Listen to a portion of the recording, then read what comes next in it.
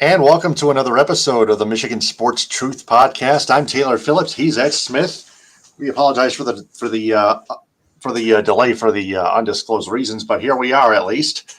So, with that being said, we got some Tigers to talk about, Red Wings, Lions, of course, plenty of March Madness, but and a little bit of Michigan Wolverines men's basketball, but that's about it. No Pistons this episode Other than because they're mentioning, definitely.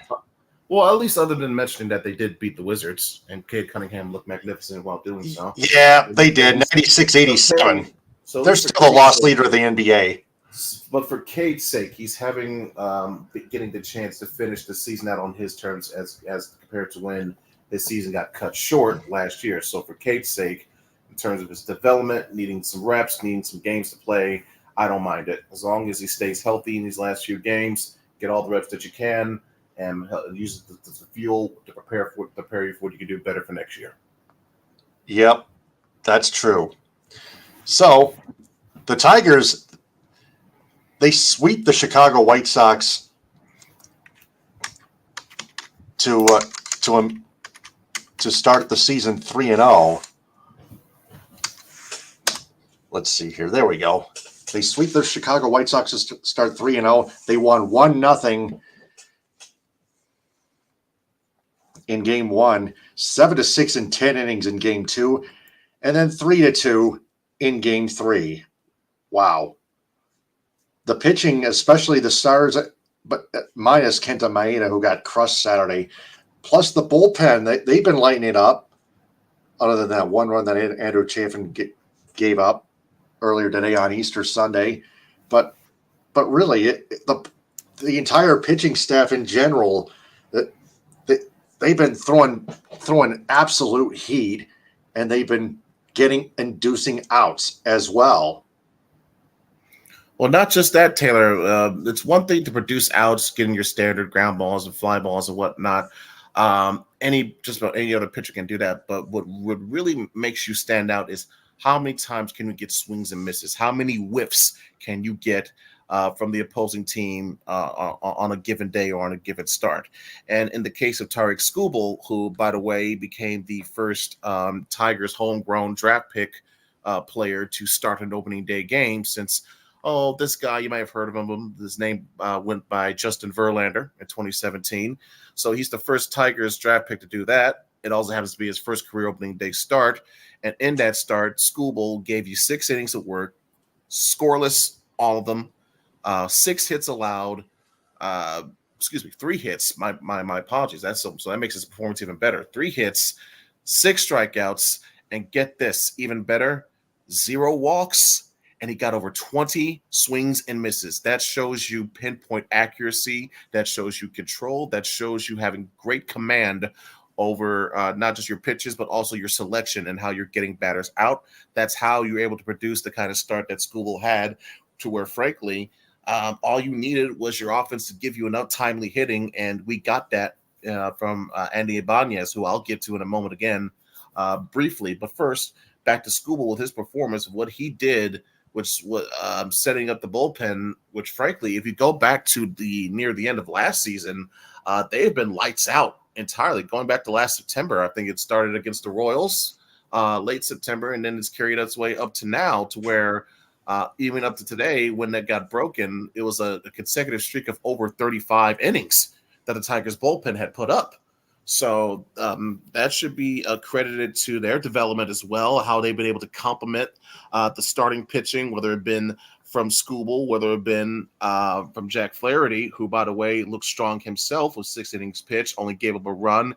And again, take a look at this key here, Taylor. 0 walks, 7 strikeouts. You're showing control and command of your pitches while also getting batters to strike out and swing and miss on your stuff. That's what you want from your pitching, whether it be from your starters, especially from your starters, and definitely from your back end guys, and in your bullpen in general. And frankly, that's what we've seen from the Tigers bullpen, because I already mentioned the scoreless streak that they had. That, even though it got snapped today, that was like their lone blemish of what they've done this whole entire weekend against the White Sox. Because what they were able to do between the starts from Flaherty and Skubal, and of course saving Game 2 after a disastrous start from Maeda, in general, the bullpen this weekend gave you over 12 innings of work, 14 strikeouts, 1 run given up. That right there was, in my opinion, probably the biggest reason why why the Tigers were able to get this sweep done. Frankly, Taylor, I've mentioned it before, but I'll mention it again. In football, you win from the trenches. In baseball, you win with good pitching. The late Jim Price said it best. It always comes down to the art of pitching. It does. And it's gotten even better than ever, man. Oh, at least it feels like it. It's not like I know this is not the Verlander Porcello ages. To be fair, this is against the White Sox. This is against a team that lost, I believe, 101 games last year and is already looking like to be another laughing stock for this upcoming season. And by the way, Eloy Jimenez got hurt again. So the Tigers were very fortunate to go up against this iteration of the White Sox. But still, I heard that left hamstring. Yeah, he had an abductor issue, it seemed, where he was trying to ground out just on a simple routine, ground out the first guy. He pulled up and he got gimpy. So my condolences, Chicago fans. But frankly, back on the Tiger side of things, while great pitching was one key aspect as to why they were to get this sweep done, they also got it done through great defense. Great defense, whether it be timely outs to save runs or putting out jams. I was really impressed by what I saw from Riley Green out in left field on Thursday. You put his glove out in the outfield. Thursday? For opening day. Yep. And he was so impressive moving out the way he was moving out in left field, snatching line drives and fly balls when it was necessary, when it looked like the White Sox were threatening to tie or even take the lead. There was Riley Green, who, by the way, if you remember, when he got injured, it was last year in that same ballpark on a similar dive where he tried to make a diving catch. And one of those plays that he made on Thursday was a diving catch that helped save the Tigers' bacon. And it looked very similar to the play that he got hurt on. So Tigers fans are probably holding their breath a little bit. But once he saw that he got up, they let it out in a big exhale. So good job by Green. Another person who looked, in my opinion, did a good job on defense today, at the very least, was Zach McKinstry, who had a very clutch double play with the bases were loaded that really got the Tigers out of another jam too. So it always comes down to, in my opinion, or at least what the Tigers were able to showcase, this may be the genesis of what their DNA is as a ball club will be for this year. They're going to rely on great pitching. Most of the time it's going to be from guys like Skubal. Hopefully you see something, more hits than misses from Flaherty. Hopefully you see Casey Mize give you a bounce back. And also, even if when your starters are not having it, like the way you saw with Maeda, you're starting to see that you have a reliable bullpen that can carry you up and help keep you steady the rest of the way. I've mentioned the scoreless inning streak. I mentioned the work that they did this weekend. Let's not forget also Jason Foley, who has proven himself to be a real back end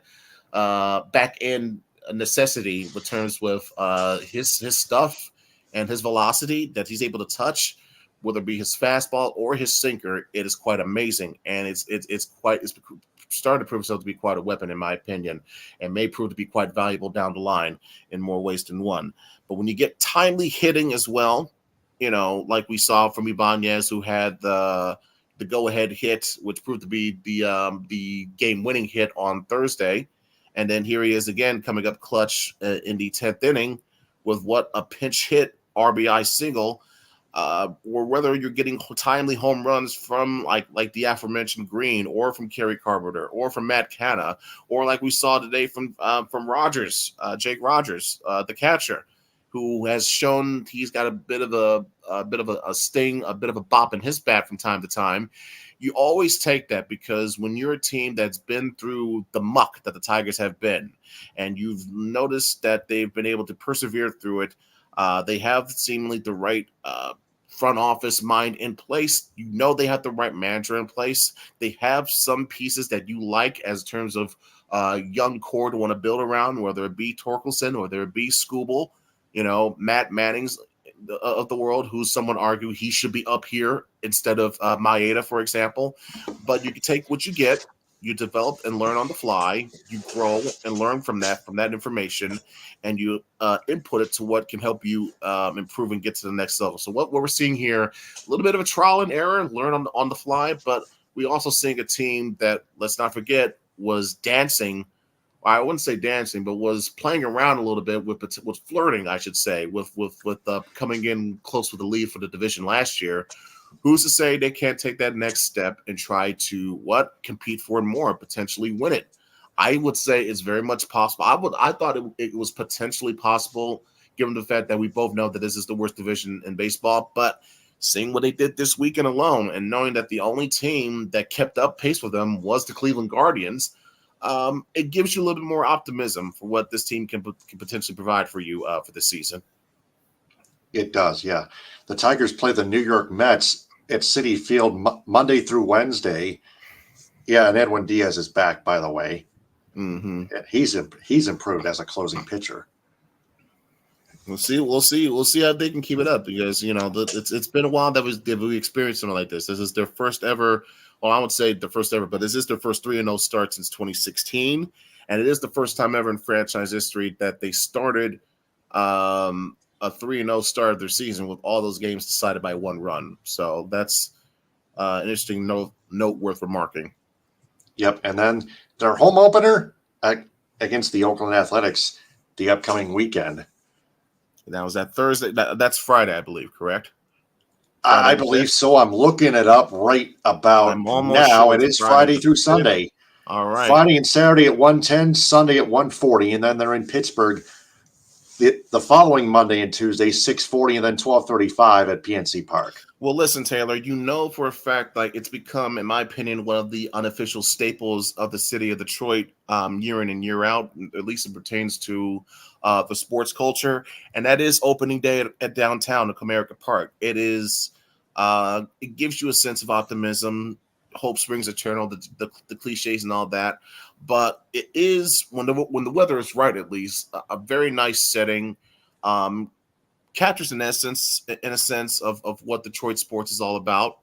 When you see, frankly, one community together all at once for an occasion like this, whether it be to see the Lions or the Tigers, or what we're seeing upcoming here with the draft next month, it gives you just a snapshot of that. And I think, with another opening day upcoming soon, it's good to know, or it's good to see that we're getting ready to experience that once again. Because frankly, this community, this city, they've been on an emotional high, so to speak, from what we've seen for what the Lions been able to do, and now they want to see that carry over into other teams. They've liked what they've seen so far from the Red Wings. Let's hope they can kind of keep it up. And now we're seeing what we like so far from the Tigers, and we want them to keep it up as well. Yep, and those opening day festivities happen every year.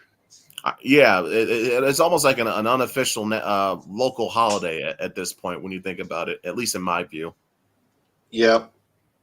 Well, especially for all teams in America, all Major League Baseball teams in America. True, you could say that about a lot, but I think that, like, from Detroit's standpoint and from their perspective, what it represents to them, it helps make their experiences, in my opinion, feel more unique when compared to other teams throughout the rest of the league. That's true. So, yeah, it's part of April on the D, by the way. Mm-hmm. Yep. You may not like that. People may not like that song, but it's ingrained at this point. Yeah, it's a tradition. It's a monthly. It's a tradition in that month every year. It's a quirky yearly tradition. Yep. Well, the Red Wings, they're hanging by a thread, trailing both the Capitals and Flyers by 2 points. The Red Wings lost in overtime 4-3 to the Washington Capitals, and then they got routed by the Carolina Hurricanes 4-0, while the Capitals got routed by the Bruins. Or no, not the Bruins, but the Maple Leafs, actually, 5-1. And then the Red Wings lost in a shootout to the Panthers 3-2, but the Capitals lost in a shootout to those Bruins 3-2 as well in 5 rounds in a 3-2 shootout. The shootout between the Red Wings and Panthers was 1-0, but both the Red Wings and Capitals got a point. Flyers got routed by the Blackhawks, to be honest. So the Capitals overtook them for third place in the Metropolitan Division, while the Flyers fell to the first wild card spot. We're actually the second. I was correcting myself. The second wild card spot behind the Tampa Bay Lightning, while the Red Wings 2 points behind them. I mean, it's a tie in points between the Caps and Flyers, but the Red Wings, although they're not winning their games, they're hanging by a thread. But they need to start picking it up. They need to start defending their own net, especially in opposing rushes. They need to make. They're making too many careless mistakes. We're seeing it too many times from too many and it's usually from the same reliable suspects. Whether it be Moritz Seider, I love Seider, but come on, the way he basically blew a tire essentially that gave up that go ahead goal was unexcusable. And you got Perron taking penalties 200 feet away from the net. That's going to stifle momentum. Is going to give the other team an extra boost, and then you saw the dam break from there. And then when you are showing, in my opinion, no lack of effort, no heart against Carolina, or no effort, rather, right? And it is a lack of effort, in other words. But yeah, continue. But then it takes Larkin essentially having to gut it out because he goes down with a lower body injury earlier today against the Panthers. Then he has to come back. Excuse me, against the Panthers yesterday. Well, was it yesterday? It was yesterday. Okay. Anyway, but the Red Wings did not play today. My days must be confused. But anyway, he goes down. It looks bad. He has to gut it out. Comes back. He does tie. He eventually has the one that scores the game tying goal in regulation, but it proves to be all for naught because once again they don't get it done in overtime, and then he loses in another shootout. So it's always these instances of close but not close enough, close but no cigar. And frankly, if it wasn't for the fact that the Capitals and the Flyers have just been golden gooses in terms of leaving the door wide open for us, we should have already been eliminated. And it's no excuse that we keep losing and coming up short with these games because you know what's at stake, you know what you want to get to, but yet you've been making the same mistakes that you've been making all year. And frankly, if it proves to be the difference between you missing the playoffs, the Red Wings only have themselves to blame, in my opinion. Yeah, and even if they did reach the playoffs, and good point by Chris Palming in the comment section in the live chat on our YouTube channel at the Michigan Sports Truth Podcast. Even if the Red Wings did make the playoffs, then what?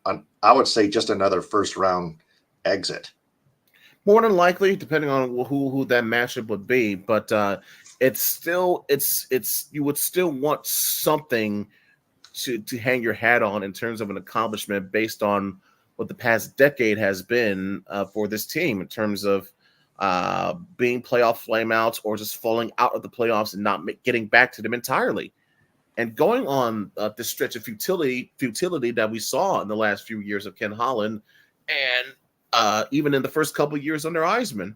So while, yes, you're proud and happy of the improvements that have been made so far, and also feeling like, hey, you guys have been teasing us a little bit by coming this close by getting to the playoffs this year.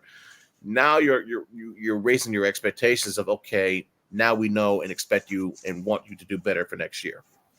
Yeah, and the Red Wings have to re-sign Kane because I know they've improved. They've made slight progress. They've made at least some progress. I would bring him back for sure. He's proven to be one of your best offensive weapons. He has proven immense, excellent chemistry with Alex DeBrincat, as if they never stop playing with each other. And his production has been consistent. He almost has the same number of points and in terms of equal to the same amount of games that he's played for you. And frankly, he's not the only guy that you need to re-sign. Lucas Raymond is another guy as well, who's been playing well enough to where he's been saying, "Hey, I want my fair shake when it comes time to the contract negotiation." So Eisman's got a couple of decisions on his hand of what he wants to do and what he's got to do for this offseason. And frankly, those two might be at the top of that list, in my opinion. Yeah, that and the goaltending, I would agree. Yep. To be honest, the question is on Kane's end: does Kane want to come back to the Wings or not? We have not seen any indication that he does not want to come back. We do know that he was quite that he had said all along, even in this process and leading up to him making this decision, that he always saw himself with Detroit. So knowing that he's had the success that he's had with them this year, now it could come down to where does he himself personally want to play anymore, as opposed to coming back with the Wings. Because I think there's still a lot of intrigue. There's a lot of heat to be had with him coming back with Detroit, at least for one more season. Yep. Lion Reimer and Husso are not elite goalies for sure. 2025 has to be the year that the Red Wings are back in the playoffs, or else. I can agree with that because you spent enough years in investing into this rebuild. Now you want to see results. As much as I like to be a defender of Steve Eisman as much as anybody, I got to acknowledge that while he's made some good moves, both in draft, free agency, trades from here and there, you still wanted to produce what you were brought here. What your job was here to do: get this team back to the playoffs and make them a perennial contender again. Now, this year, I'm willing to give a pass because Eisman, there is video out there of he himself stating, even prior to this season, that the playoffs were not an ultimate goal because he himself knows what this team is still missing out on and what it still needs to be more complete. I will say, though, based on how they play for this year, even if they somehow make it in or whatever, playoff, no matter what is the result for this year, next season has to be playoffs or bust. So that I can agree with. Yeah, he made a mistake by signing Jeff Petrie. Oh, please, yeah, that's one I can agree with. That's for sure. That's one name that I was going to mention a little bit earlier. Well, I'm glad I'm glad you remembered because I almost didn't want to bring him up. Otherwise, I probably would have gone to a rage. The fact that this is a guy that has been awful all year, has been virtually non-existent when you want him to be, and now when you have him in prime opportunities, he's passing up open shots at the freaking net. Like, what the hell's going on with here? Yeah, Chris commented that the Red Wings need a Brendan Shanahan, Darren McCarty type players, sandpaper leadership players. I'd argue that the only one that gives effort out there is Larkin, but I think he needs more. I think what I can agree to Chris's point of how having those type of players, or from that mindset, or at least more similar to his mindset around him, may foster a better production as a result. So I can see that point as well. But I think it's more in the line of, hey, this is to benefit Larkin's case as opposed to everyone else.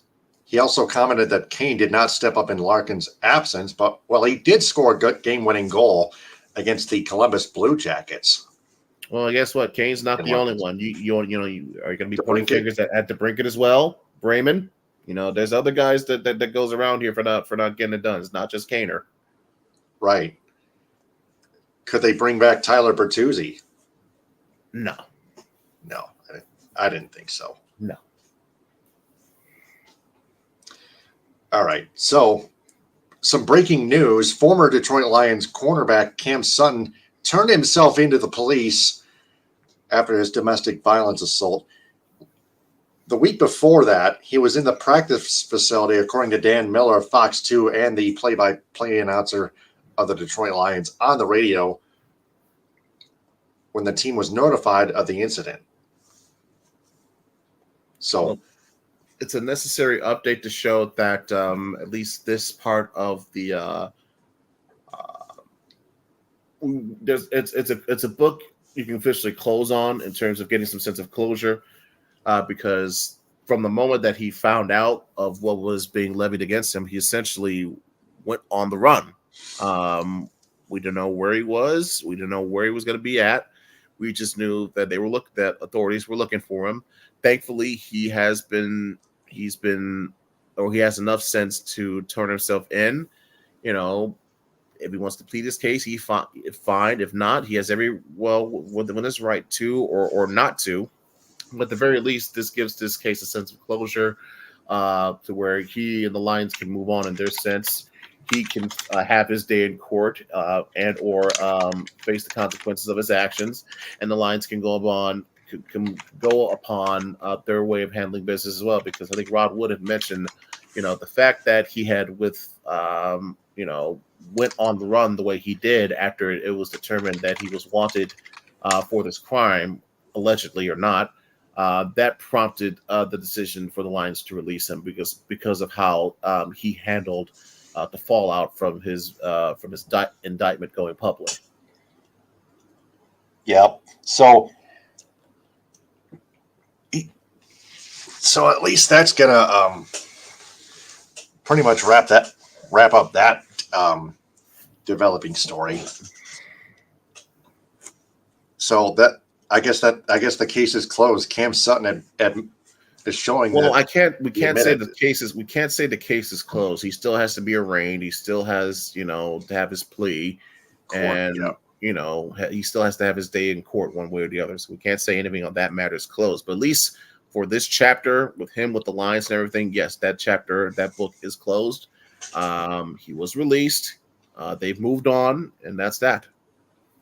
And now the question is, who do the Lions replace him with at corner? Well, I've been hearing some talk about, what would they consider getting a Stephon Gilmore? Would they consider getting a Marcus Lattimore, which could be possible when you remember the fact that he did play in New Orleans when Dan Campbell and I believe also Aaron Glenn were on the coaching staff at that time. So that's one possibility. Another possibility could be, frankly, hey, they may just go in the draft because, I had brought up the possibility of that maybe they think they would probably be back in the sweepstakes for L'Jarius Sneed. But that proved out not to be the case. So maybe it was the Brand Holmes deciding, nope, we're going to go in the draft to find our next corner. So that could be some of the options that they're still weighing at this time. Yeah, and we went over the list of suggestions at corner that the Lions that we suggested that the Lions should select in the NFL draft. We did, and frankly, it's worth interesting to note that this week, one mock draft, I can't remember his name at the moment, but it did have the Lions. I think it was probably on Pro Football Focus (PFF). Had the Lions selecting Mike Sanders still at number 29. So it's something to pay attention to. I don't know how Sanders still would fit on this team when you consider the fact that he is primarily a nickel cornerback. The Lions don't necessarily need those. They just need another, they need a CB2 to replace the hole that was left by Sutton's absence. So that could be a possibility to where how he could fit with them or fit in their rotation with the rest of their safeties and who else they have in the secondary. But, if he is not available or he doesn't go that route, I think another name could be, we mentioned before, Kool-Aid McKinstry is one. Terry and Arnold is another. And again, it's worth repeating that Brad Holmes was at the pro day for Alabama. And those two were among the prospects that participated. So those are the options that Brad Holmes could definitely go when it comes to the draft, and certainly when it comes to that number 29 pick. Oh, yeah. And speaking of which, former Lions wide receiver Josh Reynolds signs a 2-year, $14 million contract with the Denver Broncos. So the Lions lose a valuable asset at wide receiver. Yeah, they definitely felt they could have been in a spot to potentially get him back. It turned out not to be the case. It probably just comes down to Denver had just enough more money that they were willing to give or were able to give compared to what Detroit had. And Reynolds went off from there. Now, frankly, while it's unfortunate that he's going to be leaving Jared Goff because the two had immense chemistry for each other, with each other.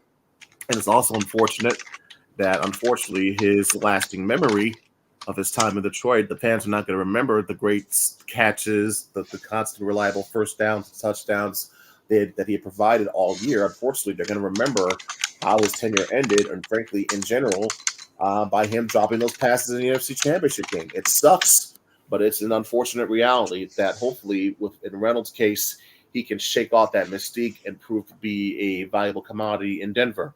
So my hat's off to him in that.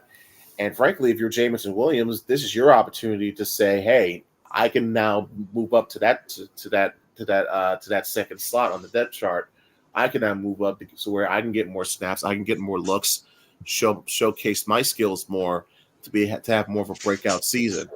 And also, I did mention draft possibilities for cornerback. Do not be surprised if the Lions may want to try to go get a wide receiver in the first round, or as early or one of the early rounds. Period. I've heard some. I think it's been mentioned on Twitter now. I think it was Xavier Legette from South Carolina. I believe that was his name. He was the wideout that was one target. There's another whose name escapes me at the moment, but there are some valuable targets up and down in terms of what you can get in terms of being that deep threat, that X receiver, as I affectionately refer to as. And I think I remember the other name. It was Keon Coleman. I remember that. Yeah, that was another one. Local kid, went to MSU, transferred to Florida State. I thought he had a very good start to his season. Obviously, he was one of the big pieces, and important pieces for that Florida State team, going 13-0, I believe, in the regular season when they did. So it's not out of the realm of possibility that they would go wide out in the first round or in one of the earlier rounds, when you consider the fact that, hey, they lost Josh Reynolds, and also, they may potentially lose Brock Wright, because as we now know, he just signed a offer sheet with the San Francisco 49ers worth about $12 million, $6 million guaranteed. The Lions do, I think it was as of yesterday, I believe, they have 5 days to either match that offer or Brock will be off to San Fran. So interesting to see how that situation plays out. I don't know if the Lions will be willing to want to match that when you consider the details and the terms of that. That is an awful lot of money that you would want to be giving to a second, or some would say third string tight end, especially when you have Laporta, who is obviously has become your tight end one in many ways. So, you want to balance that out. You want to have depth at one of your important spots, which is tight end, but you don't want to overpay as well. So that's a conundrum that you will find yourself in from time to time when it comes to making decisions on pieces like this. Yeah, we'll keep our eyes on that. And if Brock Wright does sign and if the Lions fail to match that offer sheet, and Wright is officially a 49er, then we'll have to look at who the Lions should replace him with at tight end. For sure. Also worth noting that they are potentially getting, I believe, 8 new uniforms. I think it was either April 15th or 18th on those 2 dates. And the NFL draft is in Detroit. Exactly. April 26th downtown should be an amazing vibe all around. Hopefully, April 26th is Friday, or is it? It's the 25th. 25th, excuse me, 25th for Thursday for round one. But the Day vibe one, should be round one. Rounds 2 and 3 are Friday. Yes, so the vibe should be amazing. Hopefully, everyone is as safe as possible. Hopefully, security, everything keeps everything straight, and everything goes off without a hitch. All right. So, college basketball, the Michigan State Spartans get crushed by the North Carolina Tar Heels 85-69 in the round of 32 in the West region. The Sweet 16 and Elite 8 are already done and over with, but we wanted to update you guys on that. Yeah, I mean, It looked good at the beginning. They had a 12-point lead, but they quickly blew that and they just never recovered. And now, unfortunately, in the first um, half. yeah, all in the first half too. So now, as a result of that and of that game, they've now fallen to 0-5 all time against Oh, North and Carolina, 6. or 0-6, excuse me, in the tournament. I guess I must have blocked out the ass whipping from the national championship game in 2009. But still, not a good look for Izzo to have 0 wins. You have, as you know, you already have very few wins as is against the likes of either Duke or Carolina.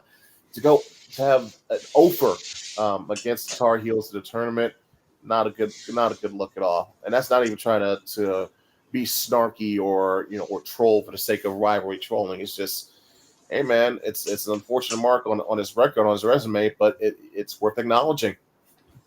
Yeah, Sometimes, exactly. hey, It's the you know, truth the Carolina and Duke, they've been his boogeymen.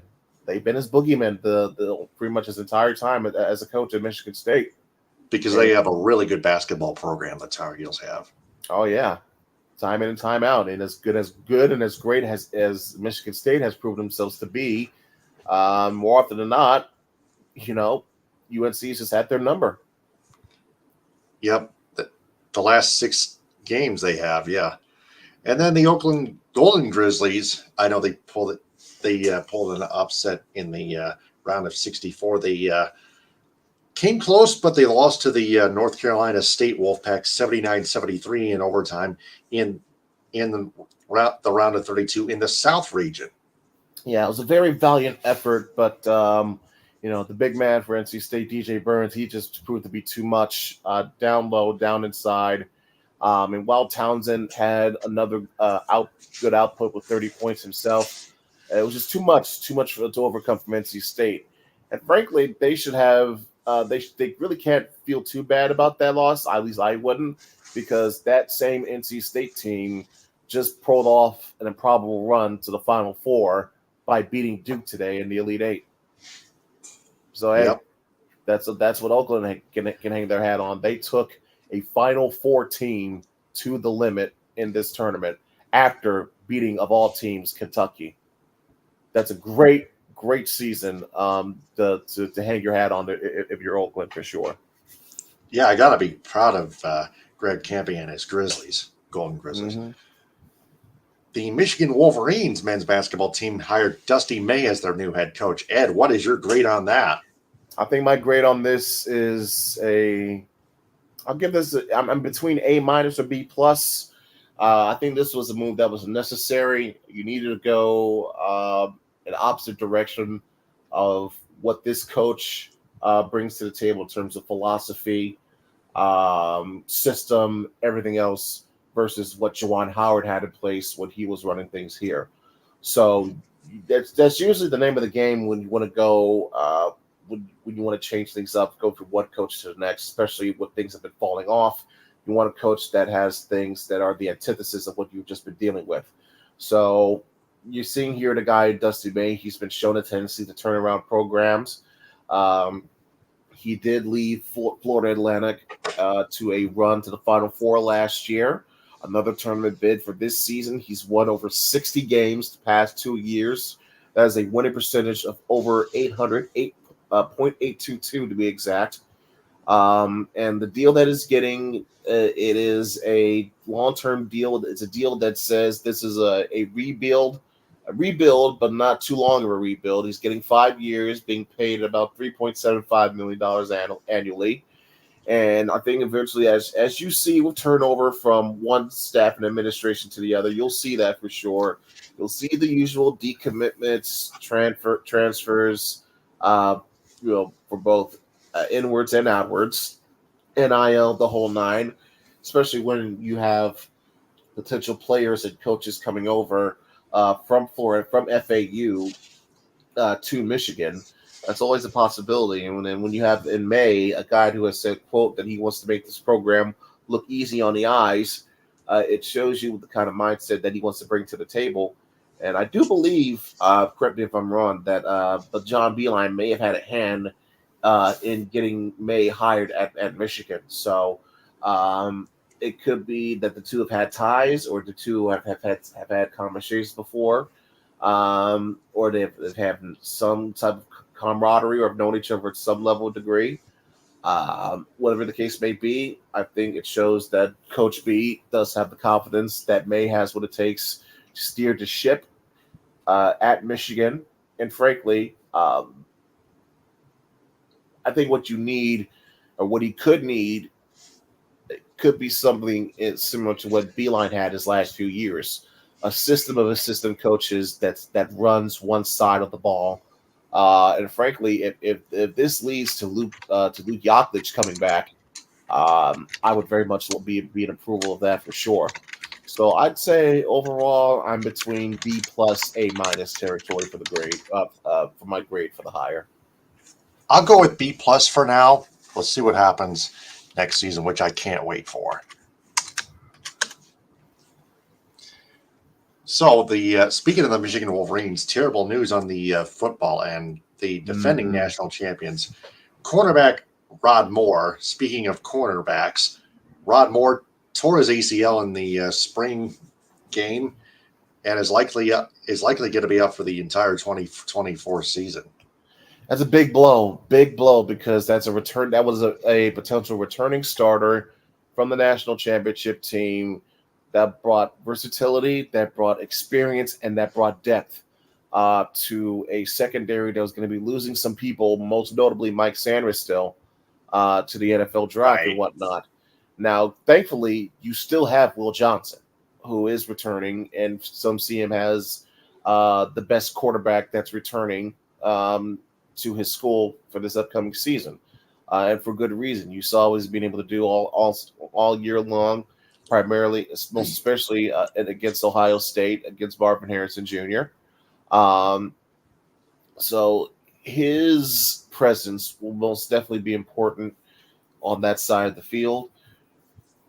As to what what this means for the rest of the defense, to me, it still comes down to your defensive line being the end all be all. And I think you did a good job with that by the fact that you hired as now your new defensive line coach from Memphis, replacing Greg Scruggs. You hired Lou Esposito.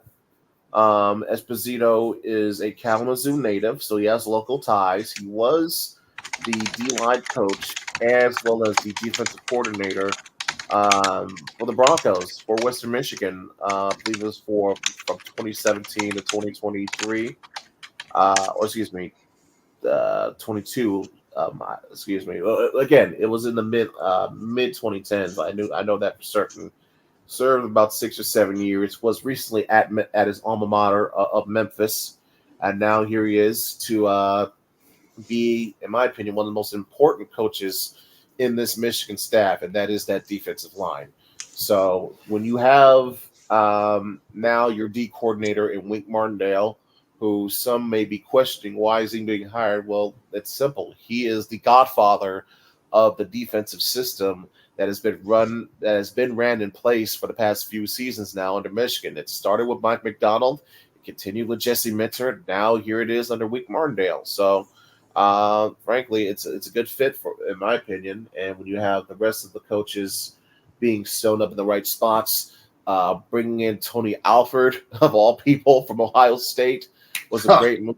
Was a great move in my opinion. A steal, especially when you consider the fact that this was a replacement for Mike Hart, who you wish nothing but the best for. Hope he gets wish nothing but the best for in terms of professional matters and also personal matters as well. Whatever he's dealing with, that is his choice whether or not to disclose that or keep that private. But we do know that he has been going through some things in recent years in regards to health. He did have that stroke on the sidelines against Indiana a couple of years ago. So whatever played into his decision to not wanting to return to Michigan, I still say thank you to Coach Hart, because this is a guy who was one of my favorite players when he was playing, and to see him return to Michigan as a coach and be one of the important coaches on the staff that won a national championship, that should always be attached to his legacy. So Coach Hart, Mike Hart, thank you. Wish you nothing but the best. I'm glad that Tony Alford's here. I'm glad that Wink Martindale's here. And frankly, I think it's the right staff to have in place for Sharon Moore to showcase that, yes, Sharon Moore is continuing some things. He's continuing uh, the baton. He's being handed the baton that from Coach Harbaugh, but he's establishing his own man, his own self, his own image of how he's going to run things here in Michigan. So I'm very much excited to see that. Yeah, you got Martin, Wink Martindale, Louis Bazito, all those guys behind Sharon Moore. They'll be locked, loaded, and ready to go. So the Wolverines do have to look at a recruit to try to replace Rod Moore, shouldn't they? Well, again, they'll be looking to look from within. It's just probably next man up mentality in regards to their secondary. Exactly. It is next man up mentality. That's exactly what the Wolverines have to try to look at in the situation. Yeah, and like I said, they still have Will Johnson. They do. So all is not lost. Right. So, what did we learn in this episode? We learned, frankly, that the Red Wings are being gifted second chances after second chances that some, myself included, probably feel that they do not deserve. But they're still in the thick of the playoff race, and they still have a few games left to right the ship. We'll see how it goes for them. What we learned from the Lions is that, despite losing Josh Reynolds, despite potentially losing Brock Wright, they still had a great offseason. They're still looking to add more to it by having a great draft. Once again, we know how Brad Holmes has been able to deliver on that. And the fact that it's going to be at home in downtown, the energy and vibes should be able to create an amazing atmosphere, an amazing moment for that weekend. What we learned is that Michigan football is moving, it's moving along as if, is business as usual. Despite the changes, despite the turnover from one coaching staff and one administration to the next, things are just being kept as if it's a fine working rotation from the hirees that they've made to their staff. We'll see where it goes. And speaking of hirings to their staff, we learned that they've made a very solid hire in bringing Dusty May to help steer the ship after what things quickly went downhill in an unfortunate way under Juwan Howard. We learned that Michigan State, frankly, North Carolina has their number in more ways than one. And we also learned everyone knows. And we also learned that Oakland's effort, while valiant, while it came up short, in my opinion, proved not to be in vain, considering the fact that NC State, the team that beat them, is now on its way to the Final Four.